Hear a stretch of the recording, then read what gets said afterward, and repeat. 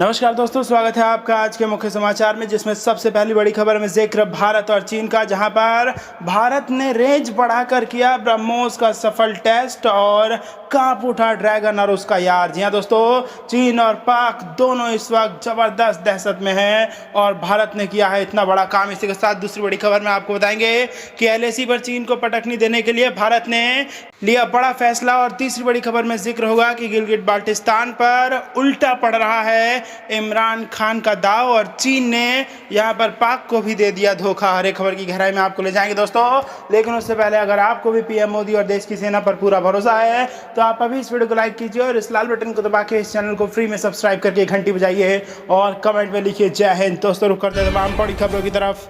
भारत ने रेंज बढ़ाकर किया ब्रह्मोस का सफल टेस्ट, कांप उठा ड्रैगन और उसका यार। जी हां दोस्तों, लद्दाख में चीन की चालबाजी के बीच भारत ने एलएसी पर सेना को मजबूत करना शुरू कर दिया है। इसी कड़ी में भारत ने बुधवार को ओडिशा तट पर एक टेस्ट फैसिलिटी से स्वदेशी बूस्टर के साथ एक विस्तारित रेंज वाले सुपरसोनिक क्रूज मिसाइल ब्रह्मोस का सफलतापूर्वक परीक्षण किया। सूत्रों ने बताया कि मिसाइल को बालासोर जिले में इंटीग्रेटेड टेस्ट रेंज से एक मोबाइल लॉन्चर से सुबह करीब 10:30 बजे लॉन्च किया गया। भारत रूस के संयुक्त उद्यम ब्रह्मोस मिसाइल की मार करने की क्षमता लगभग 400 किलोमीटर है। ओडिशा के मुख्यमंत्री नवीन पटनायक ने ट्वीट किया, विस्तारित रेंज वाले ब्रह्मोस सुपरसोनिक क्रूज मिसाइल के सफल परीक्षण पर डीआरडीओ को बधाई। स्वदेशी बूस्टर वाला मिसाइल भारत की रक्षा क्षमता को मजबूत करेगा। यह दूसरी बार है जब ब्रह्मोस के विस्तारित रेंज संस्करण का परीक्षण किया गया है। ब्रह्मोस मिसाइल को मूल रूप से 290 किलोमीटर की दूरी तक मार करने की क्षमता के साथ बनाया गया था, लेकिन अब इसकी रेंज को बढ़ाकर 400 किलोमीटर कर दिया गया है। ब्रह्मोस मिसाइल मध्यम दूरी तक मार करने वाली रामजेट सुपरसोनिक क्रूज मिसाइल है,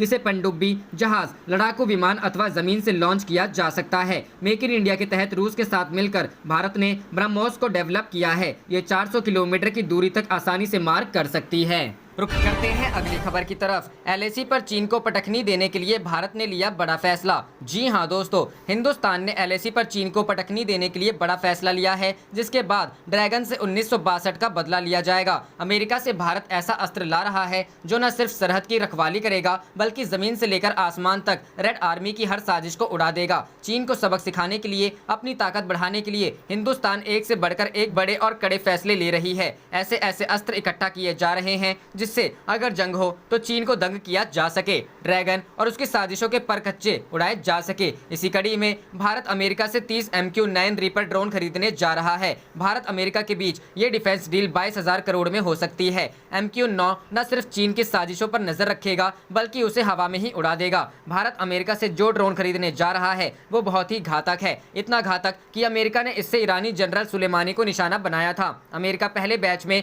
हमें 6 MQ-9 ड्रोन देगा, दूसरी खेप में 24 ड्रोन्स की डिलीवरी होगी। इस खतरनाक योद्धा के आने से भारतीय वायुसेना की ताकत कई गुना बढ़ जाएगी। MQ-9 की ताकत, MQ-9 रीपर ड्रोन हेल्पफायर मिसाइलें और लेजर गाइडेड बम ले जा सकता है। एक मिसाइल छोड़ने के तुरंत बाद दूसरा मिसाइल दाग देता है। ये ड्रोन मिसाइल और कैमरों से लैस है। इसमें टारगेटिंग सिस्टम लगा हुआ है। ड्रोन में विजुअल सेंसर भी लगे हैं। ड्रोन में एक साथ 4 laser guided air to ground मिसाइलें भी लगे हैं। पहाड़ी और दुर्गम इलाके में लड़ाई की बात की जाए तो इससे घातक हथियार कोई नहीं। ये पहाड़ों के बीच में न सिर्फ तेजी से उड़ सकता है, बल्कि काफी ऊंचाई तक जाकर दुश्मन का पता लगाता है और इसे पलक झपकते ही खत्म कर देता है। MQ-9 445 किलोमीटर प्रति घंटे की रफ्तार से 27 घंटे से भी ज्यादा वक्त तक उड़ सकता है। ये 50,000 फीट की ऊंचाई पर पहुंचकर हमला करने में माहिर है। एक साथ 12 मूविंग टारगेट्स को ट्रैक कर सकता है। रुक करते हैं अगली खबर की तरफ। गिलगिट बाल्टिस्तान पर उल्टा पड़ा इमरान खान का दांव, चीन ने बांधे हाथ। जी हां दोस्तों,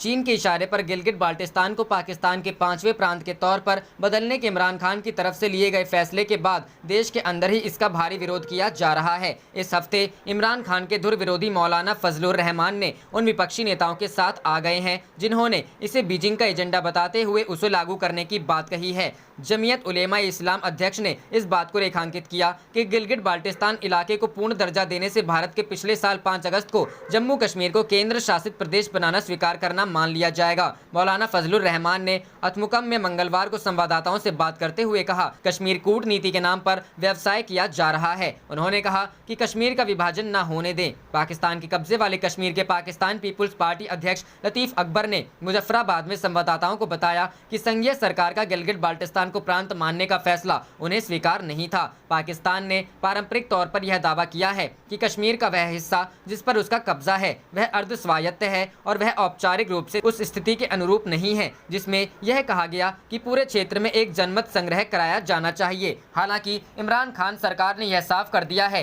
कि गिलगिट बाल्टिस्तान पर उनका कदम पीछे खींचने का कोई इरादा नहीं है और 15 नवंबर को गिलगिट बाल्टिस्तान में विधानसभा चुनाव कराए जाने को इस दिशा में पहला कदम बताया। भारत स्थित पाकिस्तान मामलों के जानकारों का यह मानना है कि गिलगिट बाल्टिस्तान की स्थिति में बदलाव सेना प्रमुख जनरल कमर जावेद बाजवा और इमरान खान ने चीन के दबाव में आकर किया है, क्योंकि बीजिंग चीन पाकिस्तान आर्थिक गलियारे को सुरक्षित करना चाहता है। रुख करते हैं अगली खबर की तरफ। चीन की बड़ी साजिश, नेपाली युवाओं को सिखाई जा रही चाइनीज भाषा। जी हां दोस्तों, चीन अपनी हरकतों से बाज नहीं आ रहा है। दोस्ती की आड़ में पहले भूमि अतिक्रमण और अब चीन की नजर नेपाली युवाओं पर है। बिहार नेपाल के सीमावर्ती इलाके के युवाओं को चीन द्वारा कम शुल्क पर अपनी भाषाओं का पाठ पढ़ाया जा रहा है, तो वहीं चीनी महिलाओं द्वारा युवाओं को रिझाने का काम किया जा रहा है। साथ ही अब व्यापार में भी चाइनीज महिलाओं को लगा दिया गया है, जो व्यापार के साथ अपने हुस्न का जाल बिछाकर युवाओं को अपनी ओर खींच रही हैं। जानकारी के अनुसार नेपाल के जिला परसा के बीरगंज के अलखिया मठ के पास ऐसी ही एक दुकान की शुरुआत की गई है, जिसमें 30 से 35 की संख्या में चाइनीज महिलाएं अपने देश के माल को बाजार मूल्य से आधे दाम में बिक्री कर रही है। दरअसल बिहार नेपाल के सीमावर्ती इलाके बीरगंज, विराटनगर जैसे कई अन्य क्षेत्रों में कोविड-19 के बहाने गरीब असहाय नेपाली युवाओं को चाइनीज भाषा का पाठ पढ़ाया जा रहा है, जिसमें बड़ी संख्या में युवा चाइनीज कोरियन भाषा पढ़ रहे हैं, वह भी बहुत कम फीस देकर। दर्जन भर स्टडी सेंटर सीमाई इलाके में नेपाल में खोल दिए गए हैं। नेपाल में चाइनीज सामान की भरमार रहती है। भारतीय क्या, यहाँ घूमने के लिए आने वाले अन्य विदेशी भी इन सामान की जमकर खरीदारी करते हैं। खुद का व्यापार बढ़ाने के साथ ही चीन की नज़र नेपाली युवाओं पर भी है। साथ ही ये चाइनीज महिलाएं व्यापार के साथ युवाओं को अपने अपने मोह जाल में फंसाकर अपने देश के इशारे पर इन युवाओं से असामाजिक कार्य भी करा रही हैं। बताया गया कि चीन सीमाई इलाकों में ऐसी गतिविधियां कर भारत को घेरने की रणनीति बना रही है।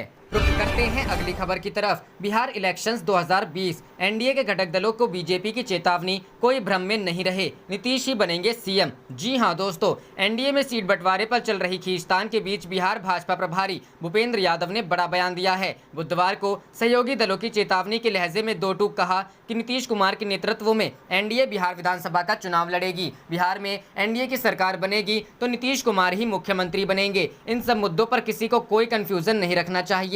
पूर्व निर्धारित कार्यक्रम के तहत बुधवार को दिल्ली में भाजपा अध्यक्ष जेपी नड्डा के आवास पर हुई उच्च स्तरीय बैठक के बाद भूपेंद्र यादव ने दावा किया कि एनडीए एकजुट है और चारों दल मिलकर ही चुनाव लड़ेंगे। जल्द ही सीटों का बंटवारा हो जाएगा। बैठक में हुई चर्चाओं के सवाल पर भूपेंद्र ने कहा कि मुख्य तौर पर बिहार चुनाव और सीटों के बंटवारे पर चर्चा हुई। मुख्य रूप से विधानसभा चुनाव में बीजेपी कितनी सीटों पर लड़ेगी, इस पर विमर्श हुआ। चुनाव में पार्टी की चुनावी रणनीति क्या होगी, कैसे और कितनी वर्चुअल रैलियां करनी है, इस पर मंथन हुआ। साथ ही केंद्र और बिहार सरकार की उपलब्धियों को जनता तक कैसे लोगों तक पहुंचाना है, इन विषयों पर भी विमर्श हुआ। विधिवत बिहार चुनाव प्रभारी बने देवेंद्र फडणवीस लगभग एक महीने से बिहार चुनाव की तैयारियों को देख समझ रहे महाराष्ट्र के पूर्व सीएम देवेंद्र फडणवीस को बुधवार विधिवत बिहार भाजपा का चुनाव प्रभारी बनाया गया। भूपेंद्र ने कहा कि पार्टी अध्यक्ष ने देवेंद्र फडणवीस को बिहार चुनाव प्रभारी बनाए जाने की औपचारिक घोषणा की, जबकि मैं बिहार बीजेपी प्रभारी के तौर पर काम करते रहूंगा। वहीं बिहार भाजपा चुनाव प्रभारी बनाए गए देवेंद्र फडणवीस ने कहा कि बिहार चुनाव के लिए एनडीए तैयार है। पार्टी ने मुझे जो जिम्मेदारी दी है उसे बेहतरीन तरीके से निभाने की कोशिश करूंगा। अब तक बिहार के कई जिलों का दौरा किया है। एनडीए के पक्ष में माहौल है। केंद्र सरकार ने बिहार की काफी मदद की है। साथ ही नीतीश सरकार के कामकाज से भी जनता खुश है। बिहार में फिर एनडीए की सरकार बनेगी। रुख करते हैं अगली खबर की तरफ। भारत ने एलएसी पर तैनात की लंबी दूरी तक मार करने वाली मिसाइल निर्भय। जी हां दोस्तों, चीन के साथ सीमा पर तनाव के बीच भारत ने वास्तविक नियंत्रण रेखा पर चीनी सशस्त्र बलों द्वारा मिसाइल की तैनाती का मुकाबला करने के लिए स्वदेशी उप मिसाइल निर्भय को तैनात किया है। निर्भय सतह से सतह पर मार करने वाली मिसाइल है, जिसकी पहुंच 1000 किलोमीटर तक है। यह मिसाइल लक्ष्य पर निम्न स्तरीय स्टील्थ स्ट्राइक करने में सक्षम है, जिसका अर्थ है कि निर्भय जमीन से 100 मीटर से 4 किलोमीटर के बीच उड़ान भर सकती है और इसे नष्ट करने से पहले लक्ष्य को उड़ा सकती है। रिपोर्ट के अनुसार निर्भय एक ऑल वेदर मिसाइल है और इसकी लंबी दूरी चीन के लिए खतरा है, क्योंकि यह टारगेट पर निशाना साधने में सक्षम है। रक्षा अनुसंधान और विकास संगठन द्वारा विकसित निर्भय 2013 से परीक्षण में है और यह पहली बार है जब भारतीय सशस्त्र बलों ने इस घरेलू विकसित मिसाइल को एलएसी पर तैनात करने का निर्णय लिया है। एलएसी की नवीनतम उपग्रह तस्वीरों ने एलएसी के साथ तिब्बत में नए स्थानों पर सतह से हवा में मिसाइलों की चीन के तैनाती में अचानक वृद्धि दिखाई गई है। रिपोर्टों में यह भी दावा किया गया है कि सिक्किम, अरुणाचल प्रदेश, उत्तराखंड और लद्दाख की सीमा से लगे कुछ क्षेत्रों में चीनी मिसाइलें साइटें भी आई हैं। इस बीच भारतीय आर्मी ने चीन खतरे से निपटने के लिए पूर्वी लद्दाख में कई स्थानों पर कई टैंकों और बख्तरबंद कर्मियों के वाहन भी तैनात किए हैं। रुक करते हैं अगली खबर की तरफ। चीन से तनातनी के बीच भारत और बांग्लादेश ने बैठक कर की द्विपक्षीय संबंधों की समीक्षा। जी हां दोस्तों, बांग्लादेश में नई दिल्ली की तरफ से जिन विकास परियोजनाओं के लिए फाइनेंस किया जा रहा है, उनकी निगरानी के लिए जल्द ही एक उच्च स्तरीय प्रणाली का गठन किया जाएगा। दोनों देशों के बीच मंत्री स्तरीय डिजिटल बैठक के बाद यह जानकारी दी गई। बैठक में तीस्ता नदी के जल बंटवारे के अंतरिम समझौते को अंतिम रूप देने की प्रतिबद्धता भी दोहराई गई। विदेश मंत्रालय के मुताबिक भारत बांग्लादेश संयुक्त परामर्श आयोग की छठी बैठक में म्यांमार के राखाइन प्रांत से जबरन विस्थापित लोगों के सुरक्षित, त्वरित और सततः वापसी के महत्व पर भी जोर दिया गया, जो बांग्लादेश में शरण लिए हुए हैं। बैठक की सह अध्यक्षता विदेश मंत्री एस जयशंकर और उनके बांग्लादेशी समकक्षीय AK अब्दुल मोमेन ने किया। दिसंबर में दोनों देशों के प्रधानमंत्रियों के बीच डिजिटल शिखर बैठक से पहले इसमें द्विपक्षीय संबंधों की विस्तृत समीक्षा की गई। रोहिंग्या के मुद्दे पर विदेश मंत्रालय की तरफ से जारी संयुक्त बयान में कहा गया कि बांग्लादेश के विदेश मंत्री ने इस बात पर जोर दिया कि जब तक समस्या का तेजी से समाधान नहीं किया जाता है, तब तक आशंका है कि एक कट्टर तबका क्षेत्र में आर्थिक वृद्धि, शांति और स्थिरता को बाधित करेगा, और उन्होंने संकट के समाधान में भारत से सहयोग मांगा। संयुक्त बयान में कहा गया कि आतंकवाद वैश्विक शांति और सुरक्षा के लिए बड़ा खतरा है और दोनों पक्षों ने इसे समाप्त करने का संकल्प जताया। वार्ता में दोनों मंत्रियों ने कहा कि भारत और बांग्लादेश दक्षिण एशिया में दो बड़ी अर्थव्यवस्थाएं हैं और दोनों देशों के बीच व्यापार एवं निवेश बढ़ाने के लिए परस्पर लाभ वाले उपायों को बढ़ावा दिया जाना चाहिए, जिसमें व्यापार में किसी भी तरह की बाधा को हटाना शामिल है। संयुक्त बयान में कहा गया कि दोनों पक्षों ने उच्च स्तरीय निगरानी समिति का गठन करने का निर्णय किया है, ताकि बांग्लादेश में भारत के ऋण सहयोग से बन रही परियोजनाओं की प्रगति की नियमित समीक्षा की जा सके। इसमें कहा गया कि दोनों देशों के बीच की सीमाओं पर प्रभावी सुरक्षा के लिए समन्वित सीमा प्रबंधन योजना लागू की जाए। रुख करते हैं अगली खबर की तरफ। बाबरी विध्वंस मामला,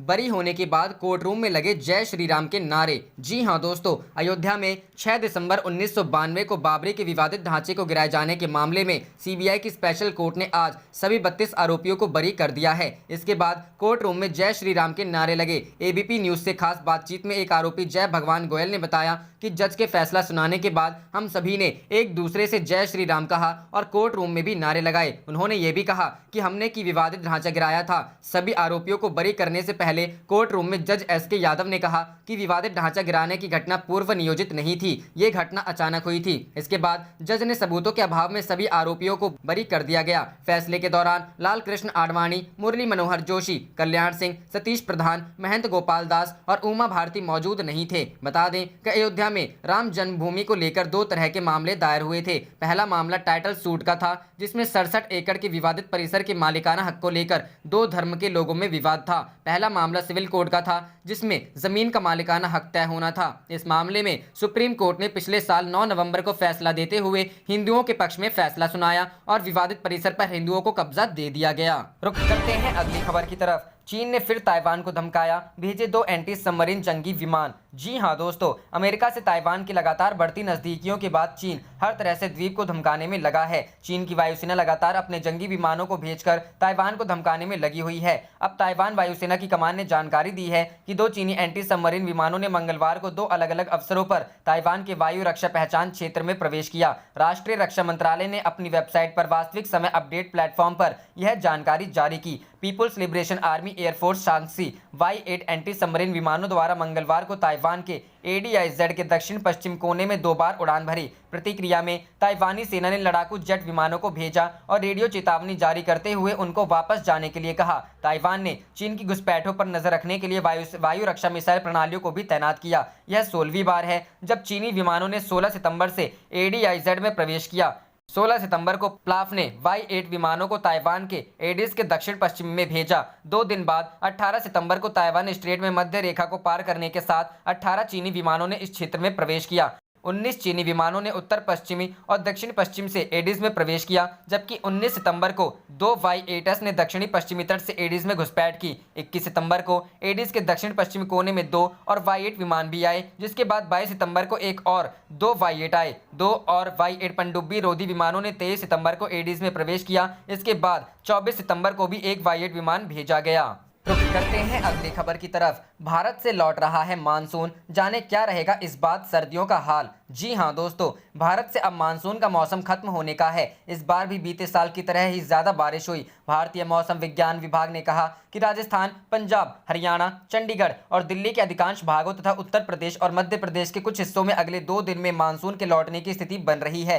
दिल्ली में मंगलवार को वायु गुणवत्ता मध्यम दर्जे की रही, लेकिन शुक्रवार को इसके खराब होने की संभावना है। आईएमडी के एक अधिकारी के अनुसार सोमवार से राजस्थान से मानसून के लौटने की शुरुआत हो गई और अगले 3 दिन में उत्तर पश्चिमी भारत के बाकी क्षेत्रों से भी लौटने की संभावना है। अंडमान निकोबार द्वीप समूह और दक्षिण कर्नाटक के ज्यादातर भागों में बिजली कड़कने के साथ बारिश हुई। केरल, नागालैंड, मणिपुर, मिजोरम, त्रिपुरा, पुडुचेरी, कराईकल और गुजरात के कुछ क्षेत्रों में बारिश हुई। आईएमडी के अनुसार अगले 5 दिन में उत्तर पश्चिमी भारत के अधिकांश क्षेत्रों में मौसम सूखा रहेगा। आईएमडी ने बताया कि इस बार सर्दियों का मौसम सामान्य रहेगा। गौरतलब है कि बीते साल 2019 में 110% ज्यादा बारिश दर्ज की गई। वहीं इस बार यह आंकड़ा 109% रहा। इससे पहले इतनी बारिश साल 1958 में 109.8% और 1959 में 114.3% हुई थी। वहीं साल 1916 में 110% और 1917 में 120% बारिश हुई थी। इस साल मानसून में अगस्त महीने में सबसे ज्यादा बारिश हुई। अगस्त में 27% बारिश दर्ज की गई। बताया गया कि मानसून की वापसी 11 दिन देर हो रही है।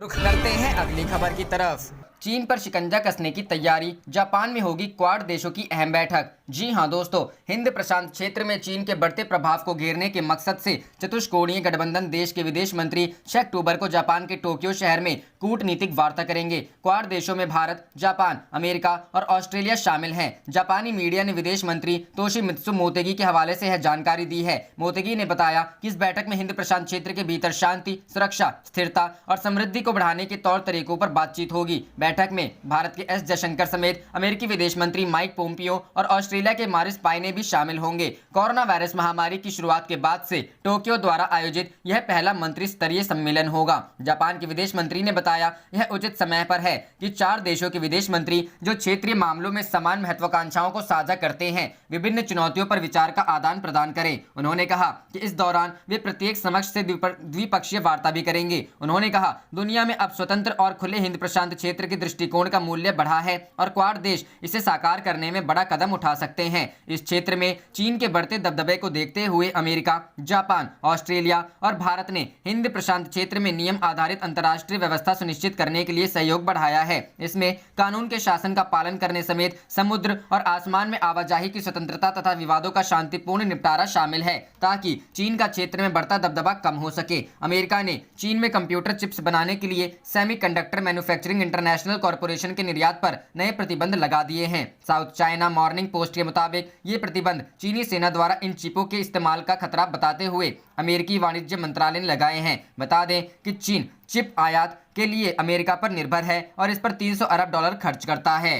रुक करते हैं अगली खबर की तरफ। भारत के अमेरिकी राइफल खरीदने के फैसले से चीन बेचैन, कहा एलएसी पर नहीं मिलेगी बढ़त। जी हां दोस्तों, लद्दाख में वास्तविक नियंत्रण रेखा पर भारत और चीनी सेना के बीच तनाव बना हुआ है। इस बीच चीन सरकार भारत के अमेरिकी राइफल्स खरीदने के फैसले से बेचैन नजर आ रही है। चीनी सरकार का मुखपत्र माने जाने वाले अखबार ग्लोबल टाइम्स ने लिखा है कि भारत का 2290 करोड़ रुपए में अमेरिका से हथियार खरीदना उसे सीमा पर बढ़त नहीं दिला सकता। चीनी विश्लेषकों ने लिखा है कि भारत की अमेरिका में बनी राइफल खरीद योजना चीन के साथ सीमा तनाव में फायदा नहीं पहुंचा सकती। 2290 करोड़ रुपए में भारत की यह नई सैन्य डील है। हाल ही में भारत ने सैन्य और कूटनीतिक बातचीत के जरिए विवाद को सुलझाने की फिर से पहल की थी। भारतीय मीडिया हाउस डेक्कन क्रॉनिकल ने अज्ञात अधिकारियों का हवाला देते हुए सोमवार को सूचना दी थी कि भारत के रक्षा मंत्रालय ने चीन और पाकिस्तान के साथ सीमाओं की रक्षा करने वाले सैनिकों के लिए अमेरिका से 72,000 सिक्स और असॉल्ट राइफलों की खरीद को मंजूरी दी है। रिपोर्ट के अनुसार भारतीय सेना 2017 से राइफलों,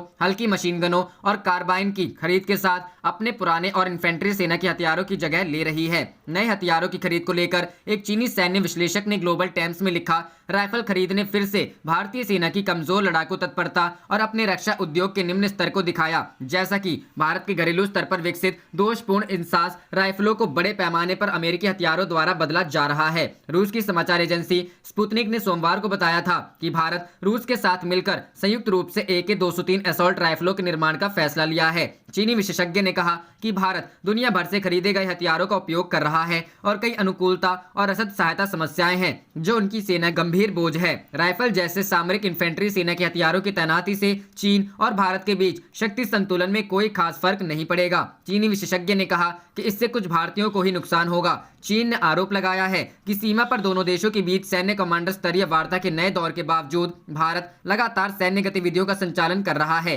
अखबार में भारत पर सीमा क्षेत्र के पास सड़कों का निर्माण करने का आरोप भी लगाया गया है। आप देख रहे थे आपका अपना चैनल जय हिंद जय भारत।